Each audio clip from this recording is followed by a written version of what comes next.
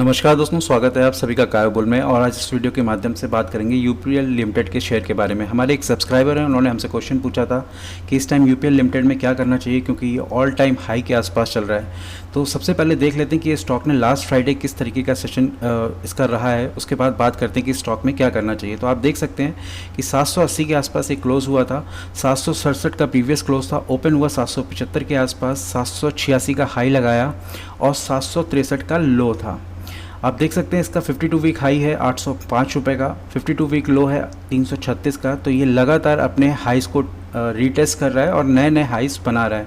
आप देख सकते हैं 22% के आसपास की इसमें डिलीवरी बेस्ड बाइंग हो रखी है। अब समझ लेते हैं कि कंपनी करती क्या है। तो ये company agrochemical based business model है इस कंपनी का। आप देख सकते हैं कि इस कंपनी की मार्केट कैप जो है वो 59,000 करोड़ के आसपास की है। स्टॉक का करंट प्राइस चल रहा है 780 का, हाई है 806 रुपये का और 363 का लो है। स्टॉक का पी है 19.7 का, बुक वैल्यू है 273 की, 0.77% का है। डिविडेंड यील्ड आरओसी 14.3%, आरओई 16.3% और स्टॉक की फेस वैल्यू है 2 रुपये की। अब देख लेते हैं कि स्टॉक से रिलेटेड अच्छी बात क्या है कि कंपनी ने अपने इन्वेस्टर्स को पिछले कई टाइम से अच्छा खासा डिविडेंड दिया। आप देख सकते हैं company has been maintaining a healthy dividend pay out of 26.62% का। कंपनी लगातार पिछले 10 साल से sales growth, median sales growth दिखा रही है। और अब बात कर लेते हैं क्वार्टर ऑन क्वार्टर बेसिस पे रिज़ल्ट की। यहाँ पे क्योंकि इसका रिज़ल्ट आए हुए काफ़ी दिन हो गए तो मैं इस पर ज़्यादा डिस्कस नहीं करूँगा, लेकिन आप देख सकते हैं ऑपरेटिंग प्रॉफिट हो या प्रॉफिट बिफोर टैक्स हो या नेट प्रॉफिट हो या ईपीएस हो, यहाँ सभी में आपको अच्छी खासी ग्रोथ देखने को मिलती है क्वार्टर ऑन क्वार्टर बेसिस पे। और इसका रिज़ल्ट आए हुए भी काफ़ी दिन हो गए, तो इसके रिज़ल्ट की एनालिसिस आप लोगों ने कई सारे वीडियोस में देखी होगी, तो मैं यहाँ पे नहीं करता। अब बात कर लेते हैं ईयर ऑन ईयर बेसिस पे किस तरीके की ग्रोथ देखने को मिली है। तो आप देख सकते हैं कि सेल्स में भी ग्रोथ देखने को मिली है। और रही बात ऑपरेटिंग प्रॉफिट की, तो वहाँ पे भी हमें ग्रोथ देखने को मिलती है। प्रॉफिट बिफोर टैक्स की बात करें तो वहाँ पे भी हमें ईयर ऑन ईयर बेसिस पे ग्रोथ देखने को मिलती है। नेट प्रॉफिट की बात करें तो वहाँ पे भी हमें ग्रोथ देखने को मिलती है। बात करें ईपीएस की तो वहाँ पे भी हमें अच्छी खासी ग्रोथ देखने को मिलती है ईयर ऑन ईयर बेसिस पे। अब बात करते हैं जो सबसे बड़ी दिक्कत है वो है इनकी बैलेंस शीट में। आप देख सकते हैं शेयर कैपिटल कंपनी के पास 153 करोड़ का, रिजर्व है 20,000 करोड़ के आसपास का और डेट है 24,000 करोड़ के आसपास का। तो ये जो डेट है यही सबसे बड़ी प्रॉब्लम है इस कंपनी के लिए। और आप देख सकते हैं कि ईयर ऑन ईयर बेसिस पे कंपनी के पास नेट कैश फ्लो इस टाइम माइनस में है।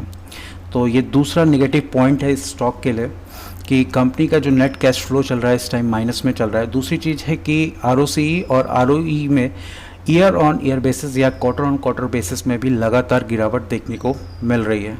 आप शेयर होल्डिंग पैटर्न में देख सकते हैं कि यहाँ पे नो डाउट एफआईएस ने अपनी होल्डिंग्स को बढ़ाया है, बट टीआईएस की बात करें, म्यूचुअल फंड इंस्टीट्यूशन की बात करें या गवर्नमेंट की बात करें या पब्लिक की बात करें, सब ने अपनी होल्डिंग्स को कम किया है।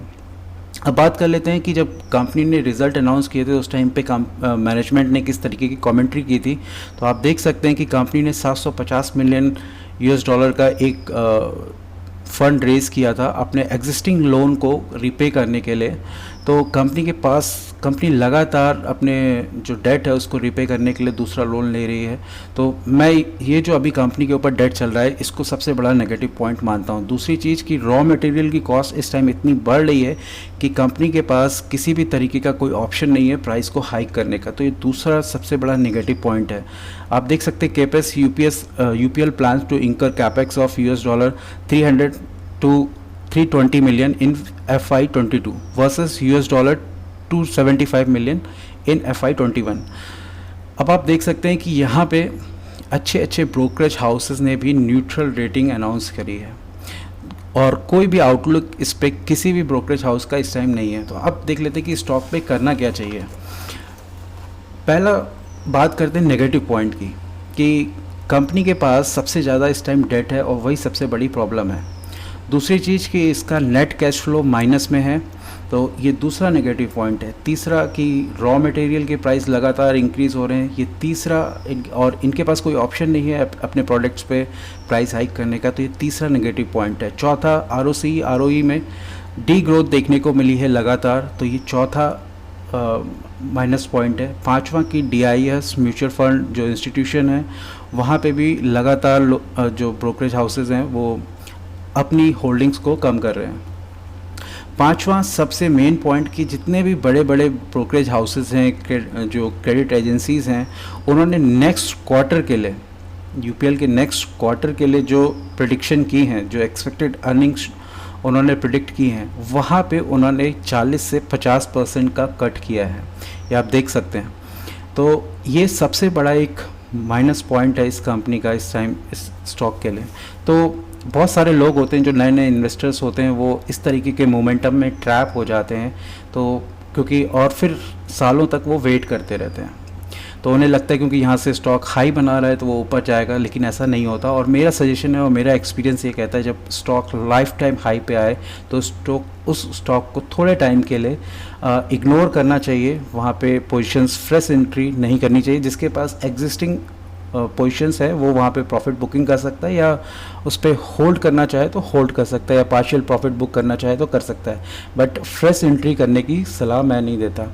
दूसरी चीज़ कि लोग यहाँ पे, मैंने बहुत सारे वीडियोस देखे, बहुत सारे लोगों के कमेंट सुने हैं कि 900 950 के लोग यहाँ पे टारगेट दे रहे हैं। तो ऐसा आज से 4 या 5 साल पहले भी हुआ था इस स्टॉक को लेके कि लोगों ने कमेंट्री की थी कि ये स्टॉक 900 950 के आसपास जाएगा, लेकिन ऐसा नहीं हुआ था क्योंकि कंपनी के पास डेट इतना है और वो उससे ही अभी तक नहीं निकल पाई है। तो मेरा यहाँ से मानना है कि फ्रेश एंट्री इस पर ना करें, थोड़ा टाइम दें। और मैं स्टॉक पे अभी 780 के आसपास चल रहा है, 650 का टारगेट देखता हूँ नीचे, और जब उस लेवल पे आएगा तब बाई करने का सोचेंगे, तब एक बार इसको फिर से एनालिसिस करेंगे इसकी। लेकिन अभी के लिए मैं इस पे यहाँ पे कोई पोजीशन बनाने के लिए नहीं कहता। और नो डाउट कंपनी अच्छा डिविडेंड दे रही है, क्वार्टर ऑन क्वार्टर बेसिस पे रिजल्ट लेके आ रही, बट इससे कुछ नहीं होता कि क्वार्टर ऑन क्वार्टर बेसिस पे रिजल्ट लेके आ रही तो आप उस स्टॉक पे चढ़ जाओ और फ्रेश एंट्री ले लो और आपको अच्छा प्रॉफिट मिल जाएगा। अच्छे प्रॉफिट के लिए आपको थोड़ा वेट करना पड़ता है और सही पोजीशन में आपको एंट्री लेनी होती है। तो सही टाइम इसका होगा जब भी 650 के लेवल के आसपास आएगा, तो उस टाइम पे देखेंगे कि फिर से एक बार रीटेस्ट करेंगे इस स्टॉक को। तो यहाँ पर मैं किसी को सजेस्ट नहीं करता कि कोई फ्रेश एंट्री ले, और लेकिन अगर कोई इंट्राडे के लिए ट्रेड करना चाहता है तो उसको एक लेवल दे देता हूँ, वो है 768 का सपोर्ट लेवल, और ऊपर रेजिस्टेंस जो है वो है 790 का। अगर दोनों में से कोई भी ब्रेक करता है तो वो उस तरीके की पोजीशंस इंट्राडे बेसिस पे कैरी कर सकता है, बट लॉन्ग टर्म के लिए मैं यहाँ पे फ्रेश एंट्री करने की सलाह नहीं दूंगा। तो आज के लिए बस इतना ही, मिलते हैं नेक्स्ट वीडियो में। तब तक के लिए घर पे रहिए, सेफ रहिए, सुरक्षित रहिए, अपने आसपास लोगों का ख्याल रखिए। Bye bye.